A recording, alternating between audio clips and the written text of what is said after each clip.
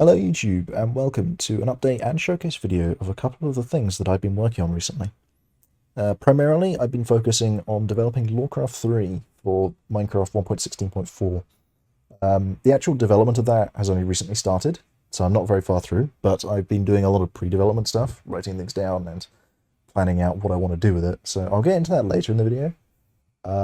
Because actually, while I was making it, I got very distracted with rabbits and decided to make a side mod which is now public, which is called Rabbit Tamer, which lets you tame rabbits in Minecraft. So back in a snapshot, when they were first added, you used to be able to tame rabbits, so which was kind of cool, but they removed it, and that sucks. So if I place down a rabbit here, and you tame them with wheat in this, because you can't use a carrot or a dandelion, because you will use the normal function for it. But if you right-click on it with wheat, it will pop up a message saying rabbit is now tamed. And it will automatically be in sitting mode, which unfortunately doesn't have an animation for it. So this mod is a server-side mod. You can obviously install it on your client and it will work, but primarily it's meant to go on a server, and that means that vanilla clients can connect to it and it will still work. So every feature of it is basically a vanilla feature. So it won't do anything fancy like that. It's very simple. But this is sitting mode, and I can right-click on it to make it follow me. Then I can right-click to make it sit again. But if it's in follow mode, it will it should start wandering around, because Minecraft animals do that. There we go, so it's wandering around. It's not actually following me at the moment. As you can see, it's kind of wandering away. But if I move away from it, like any other pet in Minecraft, it will in fact... there it goes. It will teleport to me. Yeah. They're not very good at following. Pets in Minecraft aren't very good at following, and they also get stuck on blocks like this all the time. Interestingly enough, this is just a normal feature of bunnies in Minecraft, so they're a bit... eh. Oh yeah, there we go. Now it's following me properly. So sometimes it will do it, but sometimes it will get... it will run the normal rabbit AI logic and just sort of wander away. So they can be a bit tricky to move around, but as a nice little feature, you can hold shift and right click to pick them up on your head. They do get in the way in first person quite a lot, because they use the default like mounting feature in the game, which unfortunately the player's position for where things go on top of it is inside its head. So yay. But as you can see, it's pretty cute in my head there. So that's a thing. So yeah, nice little mod I made that hopefully people will like. So yeah, that's that. But onto the second order of business.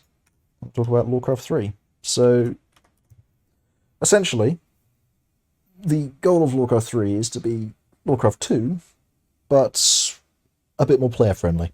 In quite a few ways actually.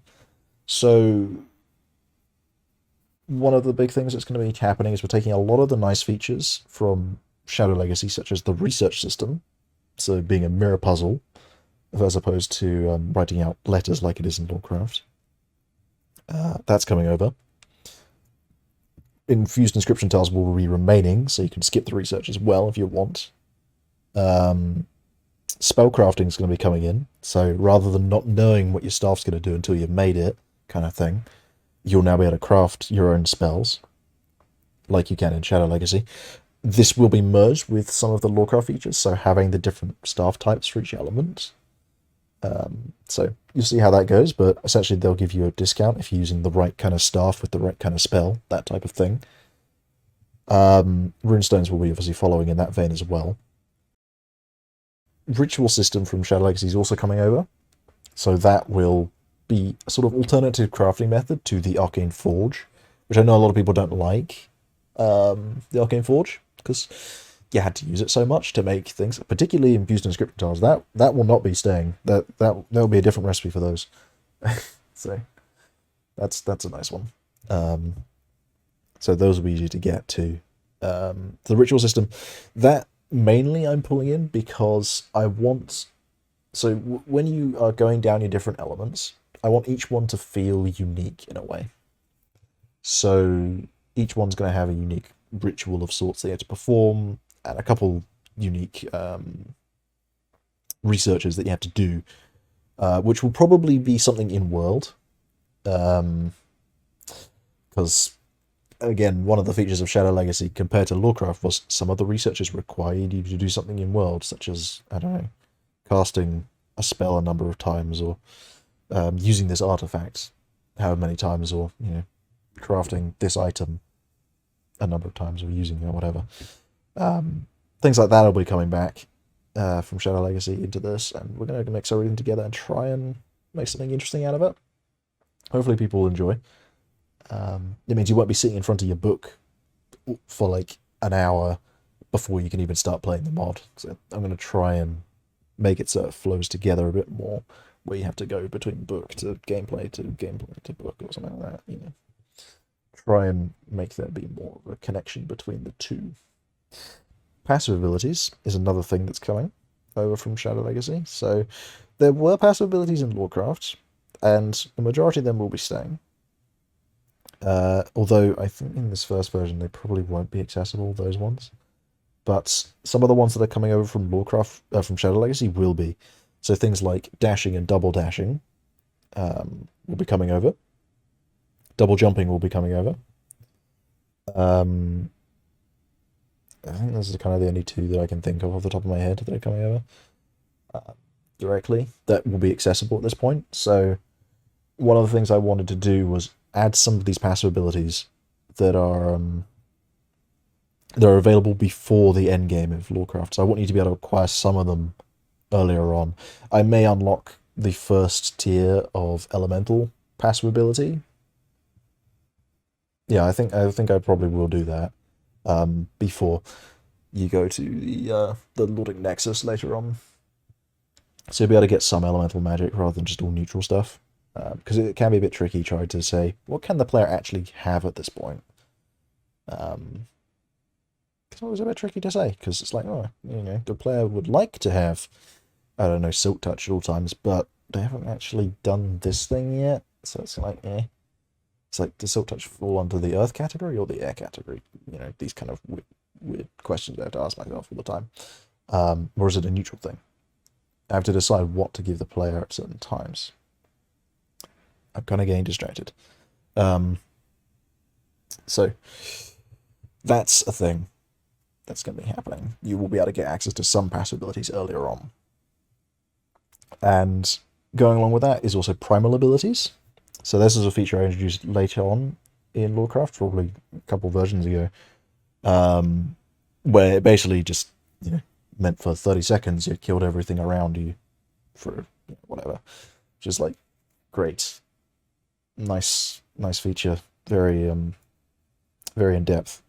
In this, it's going to be a bit different. So, in this, it's going to, well, while it's active, you're going to get free spellcasting. Spells are going to be more powerful. You're going to be invincible. You're going to have crazy run and jump speed. Those kind of things. Because I want it to be so that for those 30 seconds it's active or whatever, that you feel like you are really, really powerful. Because that's what it's there for. That's what it is, essentially. It turns you into this sort of crazy, superpowered being for a short period of time. That's the idea of it. I want also to be able to configure some of those things. So if you don't want the super stupid running or the stupid jumping, whatever, while it's active, you'll be able to turn them off in one of the menus that I'll be adding in later. A lot of this stuff is very theoretical at this point. I got most of it written down, but I only started making this a couple of days ago, so not a huge amount of progress has been made actually in game with it. So another feature that I want to emphasize, well, that goes along with the passive abilities, is a new system that I'm introducing, which is called the Legacy system. So if I take the Book of Knowledge, which has currently got a placeholder texture, when I open it, you'll be presented, for the first time you open it, you'll be presented with this menu, which lets you choose between these three legacies, which are actually different factions during the Nordic Elemental War that was mentioned a few times previously. It's going to be a lot more in the forefront when you get to the Lord Realms later. But you've got three factions. You've got the Adoric Order, you've got the Union of Ava, and the Celestial Alliance. And each one of these gives you bonuses, which will be upgradable through research. So the first tier is shown in green, and the other two are shown in red for saying you can't get to them. Basically, at the beginning, you get to pick one of these. So which one of them? If you're role playing, then you just pick whichever would obviously suit your character more. You can right click to read about them, stuff. Yeah, you've got a bit of text associated with them and whatnot. But if you just want it for stats, then it's going to give you stats. So you pick one of these, and for the entire game, you will get these upgrades. The numbers are not finalized with these. It's just temporary stuff. So we've got plus 2 armor. So they basically give you armor. This gives you mana discounts. So up to 20% by the end of that. And this gives you increased attack, basically. So we'll pick this one for now. And then your next page that it will present you with is the elemental selection page. So this is basically some of the stuff that I'm experimenting with. So I'm experimenting with more interesting graphics, basically, for things. So once you first select your legacy, and every time you first open the research page, before you do actually pick an element, you'll be presented with this. And basically you get to pick which element you want as your first element, like you do in Lordcraft. It's pretty much exactly the same, just presented in a different way. So let's click on one of those. So this is fire.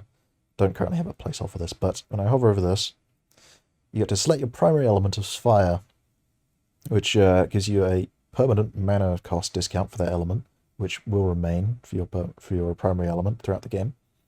And it also points out that Thalos is required to access the other elements. You can pull up other ones. You've got dark, you've got light, and you've got earth, you've got air, and you've got water. I'm going to pick fire for now. And that will now mean that every time I open the research page and go onto the elemental tab, because I'm going to add some tabs to things. So they're going to be little elemental tabs. They're going to be the basic stuff tab, the elemental tab, and then there's going to be like this spellcasting tab, something like that, top here. Maybe some other ones. So every time you go onto the elemental tab, it will now pull up this automatically. This screen, and this will be your research page. So all of the researches will be displayed on here with all the branching things coming off them. So yeah, that's that. Got a blank main page there. So yeah, at the moment these don't actually stick with you, so they clear as soon as you open it. But it's basically was just getting the graphics and the things. But yeah, that's that. It's pretty fancy, I think. I've definitely not done anything like this before, so yeah. Hopefully that will give you an idea of some of the stuff that's to come with these. So yeah, that is that. And I think that is pretty much me done. So yeah, I hope that some of the things I've talked about today have got you excited for the potential that is coming with Lordcraft 3. And yeah, I hope to make more videos as development goes on, because I do actually want to keep guys updated on the development of this, as well as other stuff. So I'm also planning on doing some stuff with my channel, my YouTube channel as well. So things to see as we go forward. So hope you guys enjoyed, and I will see you next time. Goodbye.